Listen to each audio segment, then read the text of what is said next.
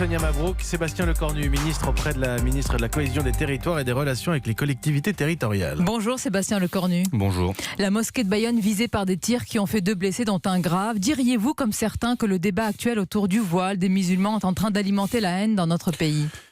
Dire cela, c'est aussi remettre un jeton dans la machine. Moi, je veux d'abord dire toute ma solidarité déjà avec les 2 victimes, dont une des 2 est dans un état encore très critique. Avoir une pensée pour tous les musulmans de France qui doivent avoir peur aujourd'hui lorsqu'ils se rendent dans leur lieu de culte. Et effectivement, le président de la République hier soir l'a dit. La République sera à leur côté, comme d'ailleurs la République a été aux côtés des Juifs lorsque parfois ils ont été touchés parce qu'ils étaient juifs, français juifs, ou des chrétiens, lorsqu'ils ont été touchés parce qu'ils étaient des chrétiens concitoyens et compatriotes français qui étaient touchés par leur foi. La République, c'est ça, c'est un combat de longue haleine.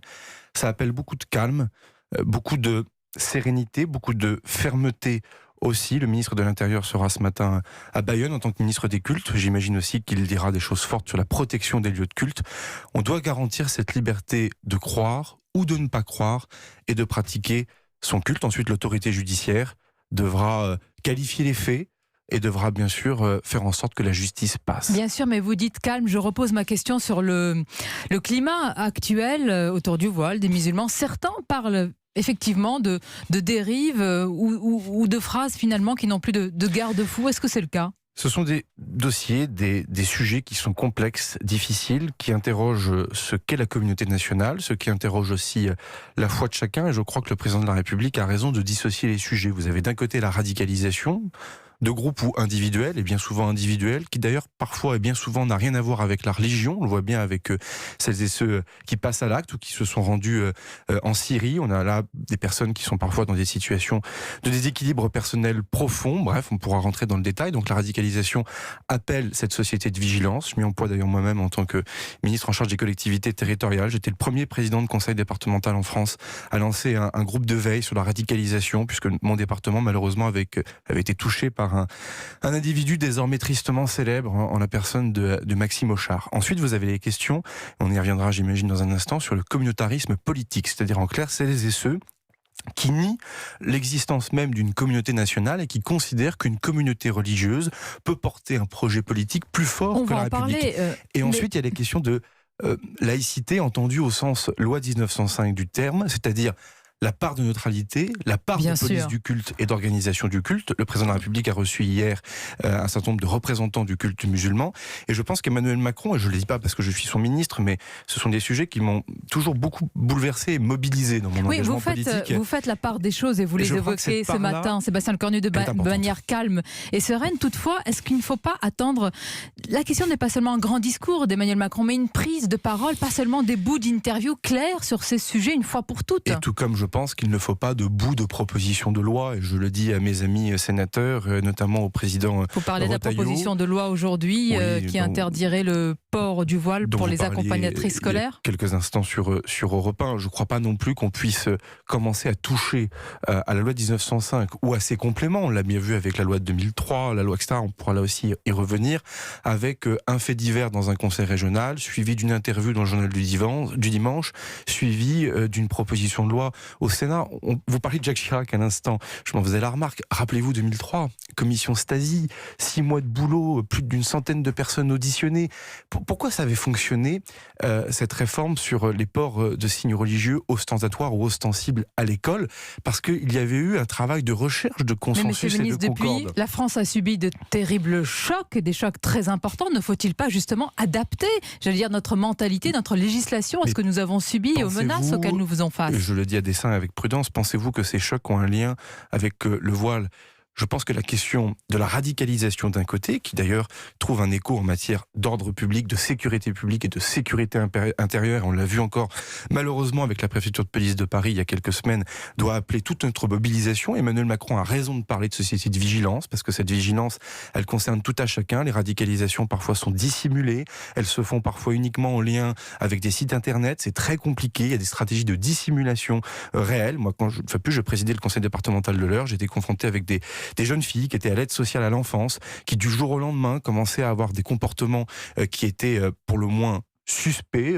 Je rentrerai pas dans les détails car je suis tenu au secret, mais on aurait pu ne pas le signaler. Et donc cette société de vigilance, c'était le signaler. Après, il y a la question du communautarisme politique. C'est important ce que vous dites, vigilance, oui, mais Sébastien Lecornu, les précautions nécessaires, bien sûr, et la crainte, d'une partition dans notre société ne doit pas nous empêcher une action résolue contre l'islam politique et le communautarisme. Vous avez raison, Sonia Mabrouk, mais efficace. Et je ne crois pas du tout que l'on puisse être efficace en commençant à stigmatiser une partie de nos concitoyens.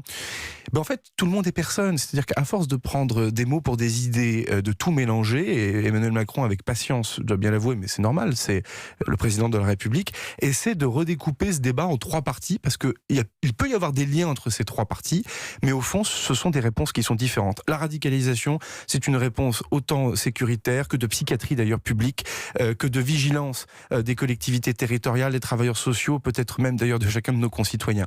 La question de la laïcité, c'est l'organisation aussi des cultes. La loi 1905, c'est aussi la police du culte. C'est comment on permet à l'islam de France de mieux s'organiser. C'est un sujet d'ailleurs qui ne date pas d'hier. Nicolas Sarkozy, on s'en rappelle, avec Dominique de Villepin avant lui, avait fait beaucoup sur le sujet. Il faut continuer d'avancer. Puis il y a la question du communautarisme, qui lui est un sujet plus délicat, parce que plus pernicieux encore, plus politique, dont l'islam d'ailleurs n'est jamais parfois qu'un prétexte. Mais dont on attend de votre part, de la part du gouvernement, une action justement résolue, efficace. Pourquoi vos anciens collègues à droite, je cite par exemple Bruno Retailleau ou Xavier Bertrand, ne croient pas qu'Emmanuel Macron ait pris conscience véritablement de ce danger? Ils sont dans leur rôle d'homme politique. Vraiment, il n'y a que ça au LR qui cherchent aussi à exister sur ces sujets. Je les connais bien l'un et l'autre, j'ai de l'amitié pour eux.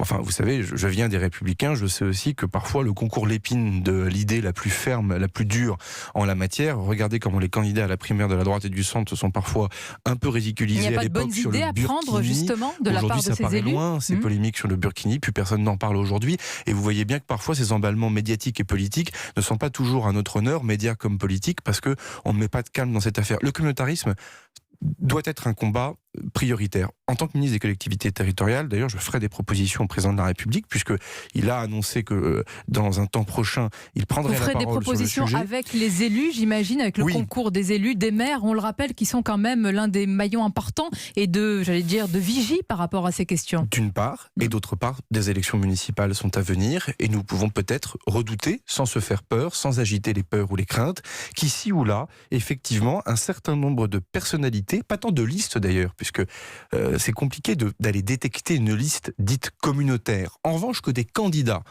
deviennent élus de la République, et pour autant considèrent que le projet qu'ils portent autour de l'islam politique, par exemple, mais ça aurait pu être d'autres communautarismes, enfin, en l'occurrence, il s'agit de celui-ci, que cet islam politique est un projet qui prime et qui doit supplanter le projet de la République, ce qu'est le projet républicain depuis maintenant 2 siècles, et singulièrement encore depuis maintenant le début de la Ve République, sur lequel nous vivons dans nos institutions républicaines, est quelque chose qui doit complètement nous mobiliser. Oui, mais là encore, Sébastien Lecornu, pardonnez-moi, ça vous mobilise, mais Matignon a bien dit qu'il n'y a pas d'interdiction, pas de législation. Est-ce qu'en disant ça, on n'a pas perdu déjà la bataille culturelle, idéologique? Merci de votre question, parce qu'elle permet d'établir quelques vérités. Bon, déjà, la première des choses, avant le combat juridique, et je viens dans un instant, parce que je pense que des mesures sont à prendre, soyons directs.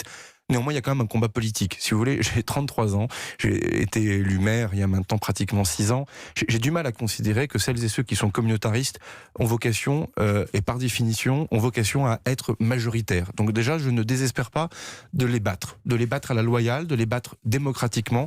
Et je l'avais dit dans un journal il y a maintenant quelques temps, je suis frappé de voir que certains hommes et femmes politiques, mais en l'occurrence des hommes politiques, se précipitent sur les seuls sujets d'interdiction de par la loi, alors que déjà nous devons les battre à la régulière. Vous voulez les battre, mais ils vont faire avancer, progresser leurs idées communautaristes, entre guillemets. Je pense véritablement qu'on peut les faire en sorte qu'ils soient minoritaires, qu'ils demeurent minoritaires et qu'ils restent minoritaires. Ou alors c'est à désespérer toute forme de combat politique, et donc vaut mieux rentrer chez soi et ne pas faire la matinale de repas.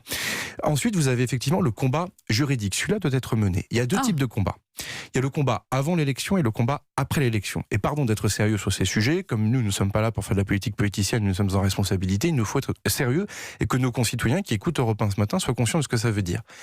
Est-ce qu'on peut interdire d'un coup de trait de plume une liste communautaire ? La réponse est non, parce que bien souvent d'ailleurs ces listes ne se baladent pas avec une étiquette « Bonjour, je suis communautariste, interdisez-moi ». Ou alors faut vraiment on prend nos concitoyens pour des imbéciles. Donc priorité au combat politique. Ça n'existe pas. Et là vous avez bien sûr déjà des outils dans la loi pour le faire. La diffamation, l'incitation à la haine, l'antisémitisme. Donc le ministre que vous êtes nous dit qu'il faut appliquer la loi. Peut-être qu'elle n'est pas suffisamment appliquée cette loi. Ou alors je pose la question publiquement, c'est de restreindre la liberté d'expression pendant les campagnes électorales. Je n'y suis pas prêt, mais que certains... Attendez, là c'est une proposition qu'on n'a pas beaucoup entendue. Eh ben oui, mais il faut aller jusqu'au bout de ces phrases. Et donc c'est pour ça que je suis prudent sur ces sujets. Moi je refuse que l'on prenne des mesures avant l'élection, ou alors des mesures marginales. Mais certains... Vous parlez de Bruno Retailleau et Xavier Bertrand, une fois plus que j'aime beaucoup, lorsqu'ils nous disent on va les interdire, je note que j'ai toujours pas lu le dispositif juridique qui vise à interdire. Ou alors c'est du virtuel, on peut aussi interdire la guerre, mais prendre une loi qui interdit la guerre ne l'interdit pas malheureusement. Restreindre la liberté d'expression. J'ai peu de temps, c'est vrai, mais je m'en excuse.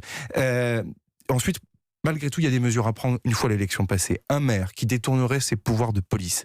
Un maire qui désorganiserait le service public à des fins communautaristes. Pour le coup, il y a des moyens de le sanctionner. Il existe déjà aujourd'hui des procédures pour suspendre un maire ou démettre un maire. Je pense que nous pouvons aller plus loin. Des propositions sont donc sur la table. Vous allez plus loin quand même que certains membres du gouvernement. C'est intéressant de noter. Je suis élu local. J'ai été confronté à des questions communautaristes à Vernon. Je suis en charge des collectivités territoriales. Donc je ferai des propositions au président de la République puisqu'il a demandé à ses ministres de travailler sur ces sujets. Et je rappelle que vous travaillez dans le cadre. Vous proposez évidemment ce projet de loi engagement et proximité très important pour les maires. On aura l'occasion d'en reparler parce qu'ils en attendent beaucoup justement. Merci Sébastien Lecornu d'avoir été notre invité ce matin sur Europe 1. Merci Sonia Mabrouk.